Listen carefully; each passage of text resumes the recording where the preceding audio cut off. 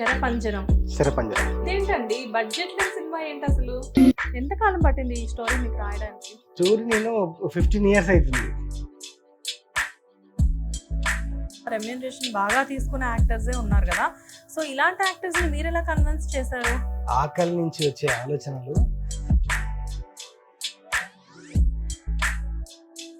ఇది తెలంగాణ గంగిరెద్దుల వాళ్ళ జీవన విధానం. ఆ దేవదాసు వ్యవస్థ జోగిని అమ్మాయి హీరోయిన్.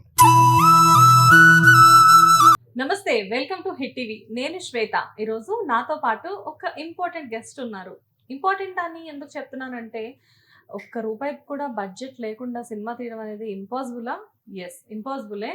ఎందుకంటే ఎప్పుడైనా కానీ మూవీ అనేది చిన్నదో పెద్దదో ఏది స్టార్ట్ చేసినా కానీ మినిమం బడ్జెట్ అనేది ఏ మూవీకైనా అవసరమే. కానీ ఇక్కడ ఇంపాసిబుల్ అయిన విషయాన్ని కూడా పాసిబుల్ చేసి చూపించారు ఈ director come hero Naveen Kumar గట్టు గారు. నమస్తే నవీన్ గారు. నమస్తే అండి. వెల్కమ్ టు హిట్ టీవీ అండి. థ్యాంక్ యూ అండి. శరపంజరం. శరపంజరం ఎలా అసలు ఈ కాన్సెప్ట్ ఏంటి? అసలు ఇదేంటండి బడ్జెట్ లేని సినిమా ఏంటి అసలు? నేను ఫస్ట్ టైం వింటున్నాను. అంటే అవకాశాలు లేనప్పుడు, అవకాశాలు రానప్పుడు మనకు మనమే సృష్టించుకోవాలి అవకాశాన్ని. అలాంటి ఆలోచన నుంచి పుట్టిందే ఈ Sharapanjaram. Zero budget cinema. Zero budget cinema అంటే జనరల్ గా ఇందులో చాలా మంది ఆర్టిస్టులు ఉన్నారు. అంటే కాస్టింగ్ క్రూ కొంచెం పెద్దగానే కనబడుతుంది ఇక్కడ. కానీ వీళ్ళందరూ కూడా కొంచెం బయట రెమ్యూనరేషన్ బాగా తీసుకునే యాక్టర్సే ఉన్నారు కదా, సో ఇలాంటి యాక్టర్స్ ని మీరు ఎలా కన్విన్స్ చేశారు? ఆకలి నుంచి వచ్చే ఆలోచనలు చాలా బలమైనవి ఉంటాయి. వాటికి ప్రకృతి కూడా సహకరిస్తుంది. అంటే మన ప్రయత్నం నిజాయితీది అయితే అన్ని మన దగ్గరికి వస్తాయి అన్నట్టుగా ఇందులో చేసిన ఆర్టిస్టులు అందరూ కూడా నాకు ఫ్రెండ్స్ చిన్నప్పటి నుంచి. జబర్దస్త్ వెంకీ కావచ్చు, జబర్దస్త్ జీవన్, జబర్దస్త్ రాజమౌళి, ఆనంద్ భారతి, మన పూరి జగన్నాథ్ గారి సినిమాలో చేశారు అన్న. వీళ్ళందరూ కూడా భాషన్న, వరంగల్ భాషన్న అని మెయిన్ విలన్ చేశారు. వీళ్ళందరినీ అన్న ఒక ప్రయత్నం చేద్దాం, మనం ఒక సినిమా చేద్దాం అంటే కొన్ని కోట్ల రూపాయలు కావాల్సి వస్తుంది అన్న, కానీ ఒక ఆలోచన ఉంది, మనం అందరం కలిస్తే ఒక సినిమా అవుతుంది, ఆ సినిమాని డబ్బులు లేకుండా చేద్దాం, మీరు సహకరిస్తే అవుతుందా? అవుతుందా తమ్ముడు? ఖచ్చితంగా అవుతుందని. అట్లా ఈ ఆర్టిస్టులు అందరూ సహకరించడం జరిగింది. మిగతా ఆర్టిస్టులందరూ ఈ సినిమా మొత్తం ఉమ్మడి వరంగల్ జిల్లా, ప్రస్తుతం మహబూబాద్ జిల్లా అని ఉంటుంది. ఇప్పుడు తొరూరు ఏరియాలో, చుట్టుపక్కల ఏరియాలలో మొదలు పెట్టాం. అమ్మాపురం అనే విలేజ్ లో మొదలు పెట్టినాం ఈ సినిమాని. అక్కడ ఉన్నటువంటి కళాకారులను, స్టేజ్ ఆర్టిస్టులను వాళ్ళందరినీ కూడా తీసుకొని యాక్టింగ్ చేయించి ఒక ఆఫీస్లో ఒక రూమ్ తీసుకొని అందులో అందరికి సీన్లు మొత్తం వివరించి చెప్పి చేయించిన సినిమా ఇది. అంటే జనరల్ గా ఈ కాన్సెప్ట్ అసలు అంటే డైరెక్టర్ మీరే, హీరో మీరే కాబట్టి కాన్సెప్ట్ రిటర్న్ అండ్ డైరెక్టర్ మీరే అని చెప్పేసి అక్కడ నవీన్ కుమార్ గట్టు అని చెప్పేసి ఉంది కదా. బట్ అసలు ఈ రైటర్ అంతవరకు ఓకే, బట్ ఈ థాట్ ఫస్ట్ అసలు మీకు రావడానికి రీజన్ ఇదేనా? రీజన్ ఏంటంటే, నేను ఫస్ట్ షార్ట్ ఫిల్మ్స్ చేశాను. ఒకటి మళ్ళీ అని ఒక నక్సలిజం బేస్ లో చేశాను, ఒకటి సరస్వతిపురం 1948 అప్పటి విద్యా వ్యవస్థ పైన చేశాను. అవి కూడా నేను డబ్బులు లేకుండానే పూర్తి చేయడం జరిగింది. అది మనం షార్ట్ ఫిల్మ్స్ ఒక 20 మినిట్స్, ఒక 30 మినిట్స్ షార్ట్ ఫిల్మ్ చేసాము, సినిమా కూడా చేయొచ్చు కదా అని ఒక ఆలోచన వచ్చింది. కాకపోతే ఏంటంటే, డబ్బులు ఉంటే టెక్నికల్ గా మనం క్వాలిటీని ఇవ్వచ్చు సినిమాని. తిరిగా ప్రొడ్యూసర్ల చుట్టూ తిరిగిన, కాకపోతే మనల్ని నమ్మి, నేను ఎవరో తెలియని ఒక అనామకుని నమ్మి కోట్ల రూపాయలు డబ్బులు పెట్టాలంటే పెట్టరు వాళ్ళు కూడా. కాబట్టి ఒక ఆలోచన చేద్దాం, ఒక ప్రయత్నం అయితే చేద్దాం, కాదు అని ఎందుకు అనుకోవాలి, పాజిటివ్ ఆలోచనలతోనే వెళ్దాం ముందుకు అని చెప్పి మొదలు పెట్టినాం ఈ సినిమాని. షార్ట్ ఫిల్మ్ తీసారు కరెక్టే, షార్ట్ ఫిల్మ్స్ కూడా ఇలాగే తీసారా? Without budget? వితౌట్ బడ్జెట్ లో. అంటే మీ కాన్సెప్ట్స్ అన్ని ఇలాగే ఉంటాయా? కాన్సెప్ట్ అన్ని అలా అని కాదు, అవకాశం లేదు అక్కడ, మనం చేయడానికి డబ్బులు లేవు, కళ ఉంది, తపన ఉంది లోపల, అది నన్ను నిద్రపోనియట్లేదు, చెయ్యాలి కదా. కానీ ఒకసారి అంటే ఆర్టిస్టులు ఒప్పుకుంటారు, బట్ మీకు అలా ప్రతిసారి ఎలా కుదురుతుంది? అందుకే అన్న, మన ప్రయత్నం నిజాయితీ అయితే అన్ని మన దగ్గరికి వస్తాయని. ఓ ఓకే. బట్ రైటర్ మీరు, హీరోగా కూడా మీరే అని చెప్పేసి ఎందుకు, అదే మీరే హీరోగా ఎందుకు అనుకున్నారు? దానికి కారణం ఉందండి. నేను చేయాలని నాకు ఇంట్రెస్ట్ లేదు వాస్తవానికి, డైరెక్టర్ గానే చేయాలని ఉంది. అయితే ఇది తెలంగాణ గంగిరెద్దుల వాళ్ళ జీవన విధానం, జోగిని వ్యవస్థ, దేవదాసి వ్యవస్థ ఐడియా ఉంది కదా. ఆ దేవదాసి వ్యవస్థ జోగిని అమ్మాయి హీరోయిన్. తెలంగాణ గంగిరెద్దుల వాళ్ళంటే సంక్రాంతికి వచ్చి ఆడిచ్చే గంగిరెద్దుల విధానం ఈ తెలంగాణ విధానానికి వేరు. తెలంగాణలో చావుతో ముడిపడి ఉంటుంది వీళ్ళ జీవన విధానం, సంచార జాతులకు సంబంధించిన వాళ్ళు. అయితే ఈ ఆట నేర్చుకోవాలి, ఆట ఉంటది గంగిరెద్దుల ఆట, కాలు గుండెలపై పెట్టుకోవడం, దాని నోట్లో తల పెట్టడం, దాంతో పరిగెత్తడం అవన్నీ ఉంటాయి అన్నమాట. అవన్నీ నేర్చుకోవడానికి నా దగ్గర డబ్బులు లేని టైంలో అంత రిస్క్ చేసి ఆర్టిస్ట్ దొరకడం కష్టం. ఎందుకు చేయొద్దు, నేను చేద్దాం అనిపించింది. ఆ ఆట కూడా నాకు తొందరగా ఒక 1 week లో నేర్చుకున్నాను, నేను వచ్చేసింది. కాబట్టి సరే చేద్దాం. మీరు ఏదైనా చాలా ఫాస్ట్ గా, అంటే మీకు ఆ పవర్ చాలా ఈజీగా ఉంటుందా? గాడ్ గిఫ్ట్ కావచ్చు. అందుకేనా ఇంత మంచి మూవీ డైరెక్షన్ చేశారు? యా, ఎలా ఉండబోతుంది సార్ శరపంజరం మూవీ? ఎలా ఉండబోతుంది? ఇది కంప్లీట్ జీవం ఉన్న కథ. శరపంజరం సినిమా కొన్ని జీవితాలను, కింది స్థాయి జీవితాలను, ఈ మట్టిలో మరుగున పడిపోయిన కొన్ని జీవితాలని తీసుకొని తీసిన సినిమా. చూసిన వాళ్ళకు ఒక కొత్త అనుభూతి ఉంటుంది. ఒక చరిత్రని, కనుమరుగిపోయిన చరిత్రని, ఇక్కడ జరిగినటువంటి కొన్ని అకృత్యాలను, వాటిని మనం మళ్ళీ తెర మీదకి తీసుకొచ్చి ఇలాంటివి జరిగినాయి ఇక్కడ అని చూపించే సినిమా అవుతుంది. బట్ మీకు నమ్మకం ఉందా డెఫినెట్ గా ఈ సినిమా పెద్ద సక్సెస్ సాధిస్తుంది అని చెప్పేసి? ఎందుకంటే ఈ సినిమా గురించి మేము విన్నాము, యాక్టర్స్ అందరూ కూడా ఎవరి బాక్స్లు వాళ్ళే తెచ్చుకొని, ఎవరి వెహికల్స్, ఎవరి ఫ్యూయల్తో వాళ్ళు వచ్చి చాలా కష్టపడి చేశారు అని చెప్పి, ఈ సినిమాకి నిజం చెప్పాలంటే కూడా యాక్టింగ్ కంటే కూడా చాలా మంది దీనికోసం చాలా కష్టపడ్డారని చెప్పాలి. సో మీకు ఎలా అనిపిస్తుంది? డెఫినెట్గా ఈ సినిమా మంచి సక్సెస్ అవుతుంది అని చెప్పి అనిపిస్తుందా? యాజ్ ఏ డైరెక్టర్గా కాదు, యాజ్ ఏ ఆడియన్గా చెప్పండి.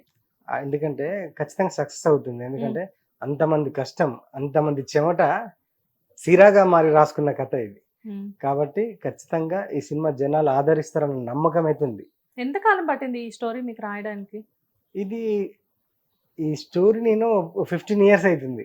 15 years బ్యాక్? 15 years బ్యాక్ ఒక నవల రాద్దాం అనుకున్నాను. ఎంత ఉంటుంది సార్ మీ ఏజ్? నా ఏజ్ అప్పుడు 20 ఉంటుంది. 20 years కి స్టోరీలు రాసేసారా? రాశాను. అప్పటికే రాస్తున్నాను నేను. ఓకే.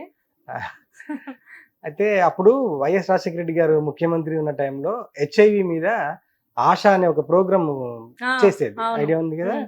అయితే దాంట్లో నేను కూడా అవేర్నెస్ ప్రోగ్రామ్ చేయడానికి వెళ్ళేవాను అనమాట. ఆ టైంలో మిగతా ఆర్టిస్టులతోని వెళ్ళేది.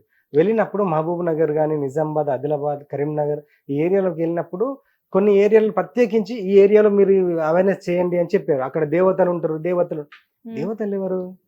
మనం దేవతలు అంటే మన దేవతలే అనుకుంటాం, కానీ ఇలాంటి దేవతలు ఉంటారని అక్కడ నాకు ఐడియా లేదు అప్పుడు.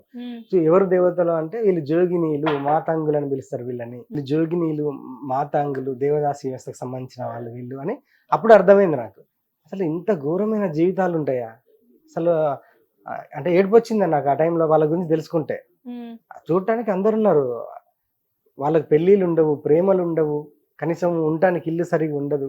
వారిని ఊరోళ్ళు అందరూ ఒక మూఢాచారంతో అంత ఘోరమైన వాడుకోవడం అసలు.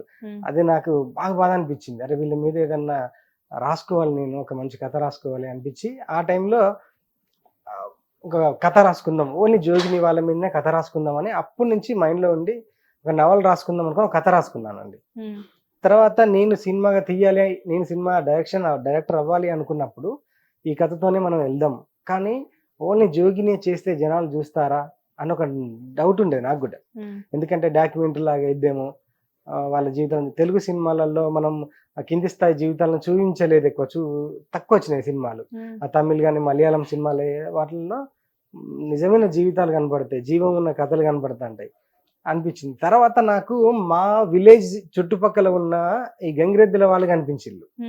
అరే మనం సంక్రాంతి, గంగిరెద్దుల జీవన విధానం అంటే సంక్రాంతి పండుగకి వస్తారు కదా, వీళ్ళేంది చావు దగ్గరికి వస్తారు, కంప్లీట్ డిఫరెంట్ ఉంది. నాకెందుకో అది నన్ను బాగా టచ్ చేసింది వాళ్ళ జీవన విధానం. మీ మనసును కదిలించిన కథనే అక్షర రూపంలో ఇలాగా.